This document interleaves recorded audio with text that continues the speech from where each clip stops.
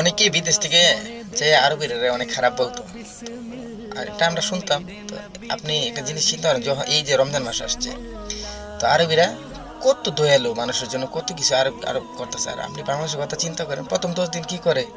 রোজা রহমতের 10 দিন ওই আদা ব্যবসায়ী, রসুন ব্যবসায়ী, তারপরে পেঁয়াজ ব্যবসায়ী, মুড়ি ব্যবসায়ীর হাতে চলে যায়। আর মতের 10 দিন চলে যায় কাপড় ব্যবসায়ীদের হাতে। আর লাস্ট 10 দিন চলে যায় বাস ব্যবসায়ীদের হাতে। তো বাংলাদেশের মানুষ তো সুযোগে যে সৎ ব্যবহারটা করে, তো এই দেশের মানুষ এরকম না। তো এই দেশের মানুষ মানুষের জন্য চিন্তা করে, আর তারা সিএম এর মাস্টারে সিএম সাধনা হিসাবে গ্রহণ করে। ঠিক আছে, তো এই দেশে তো এই জিনিসটা দেখলাম।